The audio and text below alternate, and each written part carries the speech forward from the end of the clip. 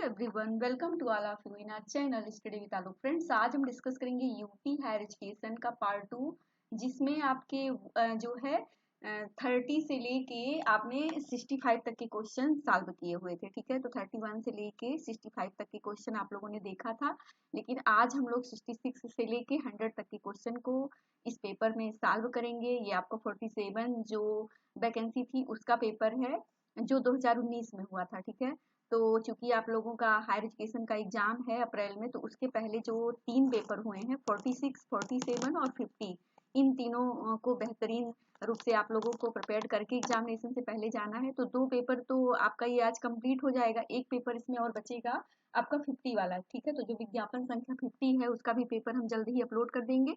Examination से पहले आप सभी लोग इन तीनों पेपर को अच्छे से कम 2-3 बार इसको रिवाइज कर लीजिएगा। ठीक है, तो आइए हमारे साथ और देखते हैं क्वेश्चन नंबर 66। फ्रेंड्स, इसमें पूछा गया है कि लुंडबर्ग ने वैज्ञानिक पद्धति के कितने चरणों का उल्लेख किया है। ठीक है, तो कुल टोटल उन्होंने कितने बताए थे, 4, 5, 6 या 7। तो लुंडबर्ग ने जो बताए थे वो बताए थे 4 टाइप्स के। ठीक है, तो इसमें जो है ऑप्शन ए आपका राइट हो जाएगा।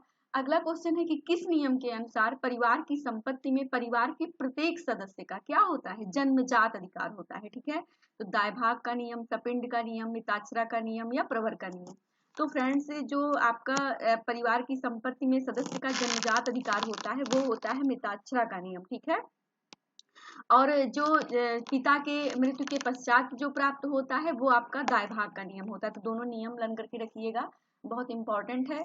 अगला क्वेश्चन है कि निम्नलिखित में से कौन सा जातियों के बीच संरचनात्मक दूरी, ठीक है, तो संरचनात्मक दूरी बनाए रखने में सहायक है, मतलब जातियों के बीच में। ठीक है, तो आर्थिक स्थिति, राजनीतिक शक्ति, भूमि स्वामित्व या पवित्रता एवं प्रदूषण। तो फ्रेंड्स, इसमें जो जातियों के बीच जो संरचनात्मक दूरी बनाए रखने में जो कड़ी सहायक है वो क्या है, वो है आपका पवित्रता एवं प्रदूषण। और इसकी बात करते हैं ल्यू डिमॉन्ट अपनी थ्योरी में, आप सभी लोगों ने पढ़ा है। ऑप्शन डी इसका राइट हो जाएगा। निम्न में से किसने भारतीय समाज के अध्ययन के प्रति द्वंद्वात्मक उपागम, किस उपागम का, द्वंद्वात्मक उपागम का प्रयोग किया था भारतीय समाज के अध्ययन के लिए। ठीक है, तुलन करके रखिएगा। MN. Srinivas, DP. Mukherjee, Andre Beteille या वाई.बी. दामले। तो फ्रेंड्स, इसमें जो द्वंद्वात्मक अध्ययन पद्धति का जो प्रयोग किए थे भारतीय समाज में वो किए थे डी.पी. मुखर्जी साहब। ठीक है, इन्होंने एक डाइवर्सिटीज नामक पुस्तक लिखी हुई है, आप लोग उसको अच्छे से लर्न करके रखिएगा। एग्जामिनेशन में कई बार वो बुक पूछी भी गई है। ठीक है, और उसी पुस्तक में इन्होंने जो है द्वंद्वात्मक पद्धति का प्रयोग भी किया था अपनी थ्योरी में। तो ऑप्शन बी इसमें राइट हो जाएगा। अगला क्वेश्चन है कि टाइलर के अनुसार ज्ञान, विश्वास, कला, नीति, कानून, प्रथा और अन्य योग्यताएं हैं। तो ये किस कड़ी के बारे में बात कर रहे हैं टाइलर महोदय? तो फ्रेंड्स, इन्होंने संस्कृत को लेकर के ये सभी विशेषताएं बताई हुई थी अपनी परिभाषा में। ठीक है, तो कल्चर इसमें हो जाएगा, ऑप्शन ए राइट हो जाएगा। इसमें नेक्स्ट है कि निम्न में से किसने जातीय स्त्रीकरण में श्रेणी क्रम की अवधारणा को प्रारंभ किया। ठीक है, तो जातीय स्त्रीकरण में जो श्रेणी क्रम है उसकी अवधारणा को प्रारंभ किया, श्रीनिवास, ल्यूड्यूमा, एस.सी. दुबे, एफ.जी. बेली। तो फ्रेंड्स, इसमें ल्यूड्यूमा हो जाएंगे, ऑप्शन बी आपका करेक्ट हो जाएगा। अगला प्रश्न है कि सामाजिक स्थिरता और सामाजिक गतिकी का जो सिद्धांत है वो किसके द्वारा प्रस्तुत किया गया। तो सामाजिक स्थैतिकी कभी कभी और सामाजिक गतिकी। ठीक है, तो सामाजिक स्थैतिकी और जो सामाजिक गतिकी का जो कॉन्सेप्ट दिया था वो किसने दिया था, वो दिया था अगस्त कॉम्ट। तो ऑप्शन सी यहाँ पे राइट हो जाएगा। वैज्ञानिक विधि का विशिष्ट लक्षण निम्नलिखित में से कौन सा नहीं है। ठीक है, तो नहीं है ये पूछ रहा है कि कौन सा नहीं है जो आपका वैज्ञानिक विधि है उसका लक्षण, विश्वसनीयता, वैधता, पुनरावृत्तिता जो पाई जाती है, सहज बोध अवलोकन। तो फ्रेंड्स, विश्वसनीयता, वैधता, पुनरावृत्तिता ये सब पाई जाती है, लेकिन जो सहज बोध अवलोकन होता है ये वैज्ञानिक विधि का विशिष्ट लक्षण नहीं है। ठीक है, तो ऑप्शन डी आपका राइट हो जाएगा। अगला क्वेश्चन है कि स्टडी इन एथनोमेटोलॉजी। तो ये पुस्तक है, बहुत इंपॉर्टेंट है, स्टडीज इन एथनोमेटोलॉजी, कई बार एग्जामिनेशन में आई भी हुई है। तो ये किसकी पुस्तक हो जाएगी, Johnson, Peter Berger, Merton, Harold Garfinkel. तो फ्रेंड्स, ये जो पुस्तक है स्टडीज इन एथनोमेटोलॉजी ये किसकी पुस्तक है, हेरोल्ड गारफिंकल की पुस्तक है, बहुत इंपॉर्टेंट है, लग करके रखिएगा। नेक्स्ट प्रश्न है कि दैव निदर्शन पद्धति से चयनित निदर्श की क्या विशेषता है। ठीक है, तो यह संपूर्ण का औसत नहीं है, या प्रतिनिधि होगा, या समष्टि के सदृश नहीं होगा, उक्त सभी। तो फ्रेंड्स, दैव निदर्शन पद्धति से चयनित निदर्श की विशेषता क्या है, यह क्या होगा, प्रतिनिधि होगा। ठीक है, तो ऑप्शन बी हमारा राइट हो जाएगा।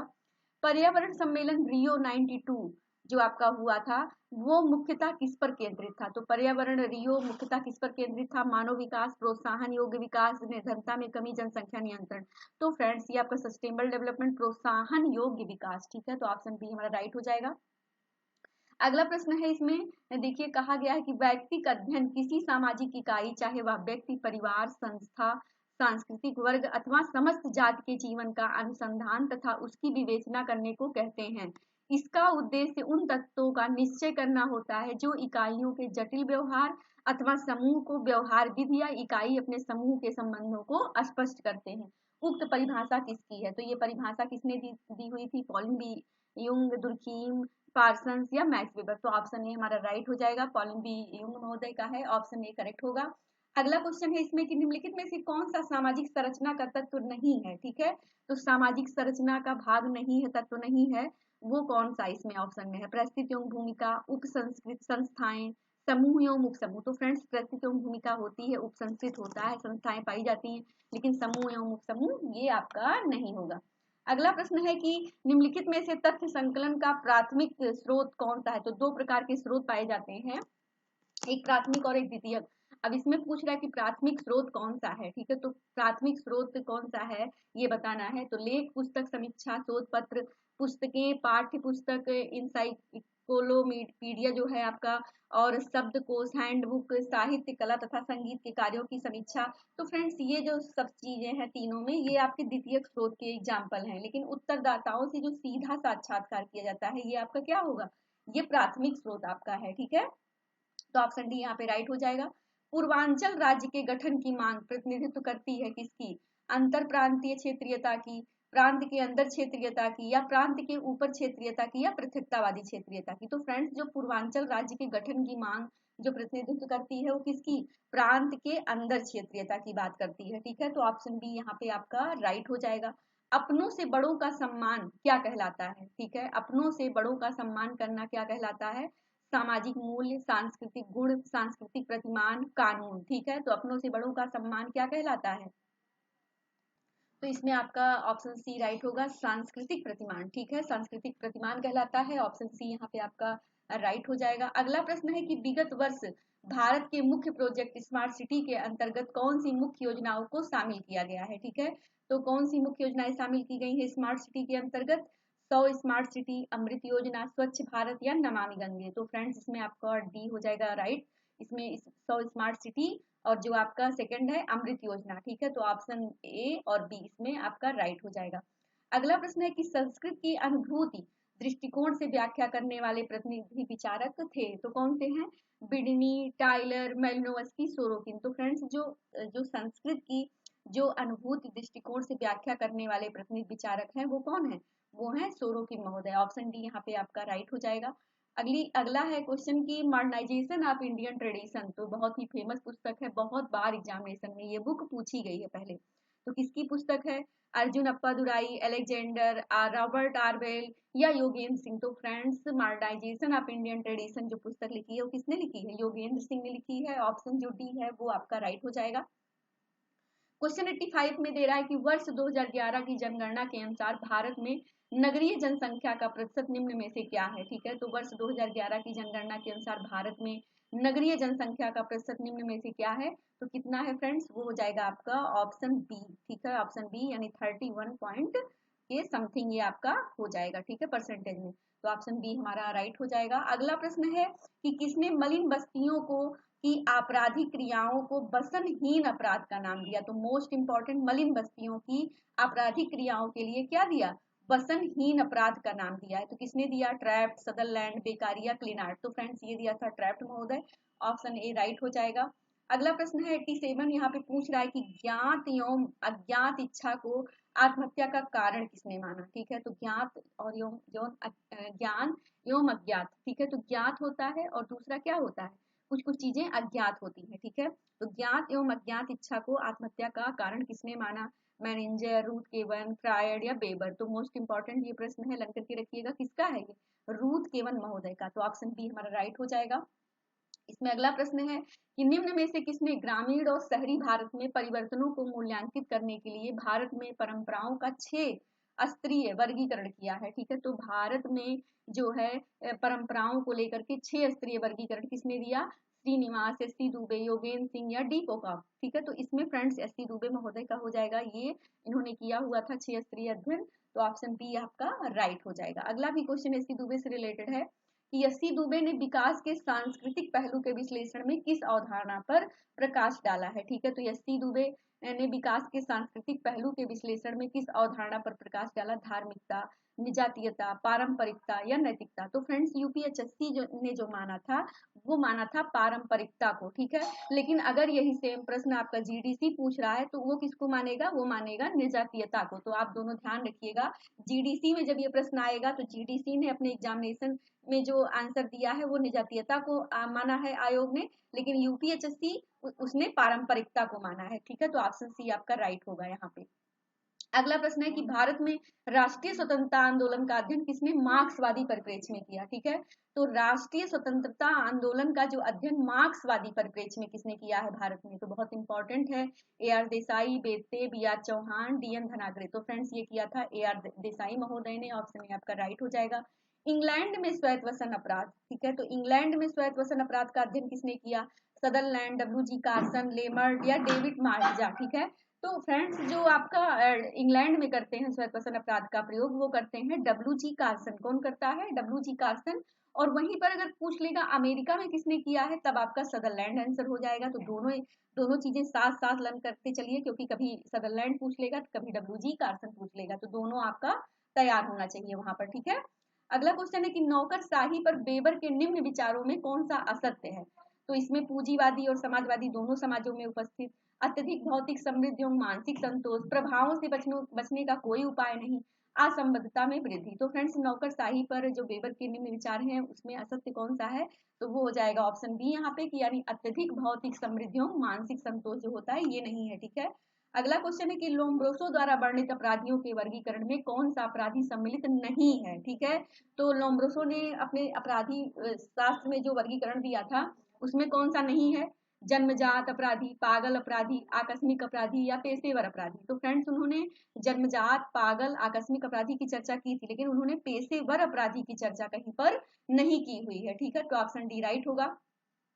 कुल प्रजनन दर को परिकलित करने के लिए निम्नलिखित में से कौन से आंकड़ों का समूह जो है वो आवश्यक है? तो जन्म, माता की आयु के अनुसार जन्म, आयु समूह के अनुसार महिला जनसंख्या, आयु समूह के अनुसार विवाहित महिला जनसंख्या। तो फ्रेंड्स इसमें जो कुल प्रजनन दर को परिकलित करने के लिए निम्नलिखित में से जो कौन से आंकड़ों का समूह आवश्यक है? तो पहला है इसमें जन्म जो बर्थ है, और तीसरा इसमें हो जाएगा आयु समूह के अनुसार जो महिलाओं की जनसंख्या है। इसमें विवाह वगैरह और आयु से मतलब नहीं है, ठीक है। तो फर्स्ट और थर्ड, तो ये ऑप्शन कहाँ पे आ रहा है? बी में, ठीक है।